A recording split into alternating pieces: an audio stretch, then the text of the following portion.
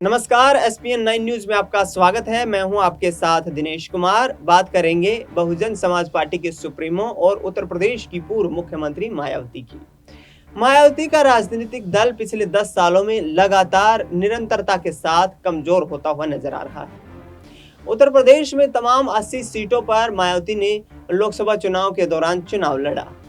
उस चुनाव लड़ने के दौरान मायावती राजनीतिक रूप से तो सक्रिय नजर नहीं आई और बहुत ही कम ऐसी जनसभाओं को संबोधित किया, पार्टी के लिए प्रचार किया।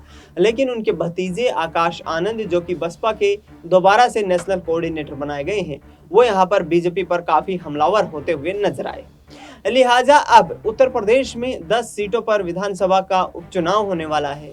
मायावती को लेकर के ये कहा जा रहा है कि मायावती आगामी वक्त में यहाँ पर समाजवादी पार्टी और इंडिया गठबंधन के साथ अपना गठबंधन कर सकती हैं। इंडिया अलायंस में यदि मायावती की पार्टी की एंट्री हो जाती है तो फिर सीट शेयरिंग के फॉर्मूले पर भी यहाँ पर काफी माथापच्ची करने को मिलेगी, क्योंकि विधानसभा सीटों पर यदि बात करें तो 2022 के विधानसभा चुनाव में मायावती को महज 1 सीट मिली थी, जबकि समाजवादी पार्टी ने 125 के लगभग सीटें जीतने का काम किया था। लेकिन अब मायावती उत्तर प्रदेश में जिस तरीके से लगातार पिछड़ती हुई नजर आई हैं, लगातार सियासी हाशिए पर नजर आई हैं, उसका कहीं ना कहीं सीधा प्रभाव उनके पार्टी संगठन पर पड़ रहा है और मायावती लगातार ये कोशिशें कर रही हैं कि आगामी वक्त में पार्टी को मजबूत मुहाने पर लेकर जाया जाए। लिहाजा कांग्रेस पार्टी के साथ गठबंधन करने की खबरें उसी वक्त सामने आई जब 26 जून को उनकी पार्टी की राष्ट्रीय कार्यकारिणी की मीटिंग हुई और जिसमें नेशनल कोऑर्डिनेटर के रूप में एक बार फिर से आकाश आनंद को आगे किया गया। मायावती से लोकसभा चुनाव में गठबंधन करने के लिए अखिलेश यादव ने 15 जनवरी को उनके जन्म दिवस पर शुभकामनाएं प्रेषित की थी और उस दौरान उन्होंने खुला ऑफर दिया था कि यदि बुआ जी हमारे साथ आती हैं तो वाकई में ये उत्तर प्रदेश की राजनीति में बड़ा सियासी कदम हो सकता है। आपको बता दें कि 16 ऐसी लोकसभा की सीटें रहीं जहां पर इंडिया अलायंस को हार का सामना करना पड़ा।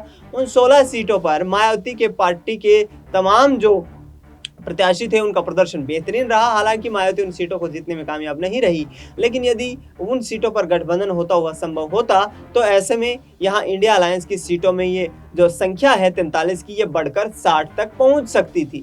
लेकिन फिलहाल देखा जाए तो मायावती निश्चित तौर पर चिंतन मंथन कर रही है। पार्टी के लगातार गिरते सियासी प्रभाव की उनको चिंता सता रही है। पीडीए का नारा देने के बाद अखिलेश यादव ने कहीं ना कहीं पिछड़ा, दलित, अल्पसंख्यक और आधी आबादी को अपने पक्ष में करने का काम किया। अब देखना यह होगा कि क्या विधानसभा चुनाव में वाकई में ऐसा होता है कि मायावती और अखिलेश यादव फिर से एक मंच पर नजर आएंगे।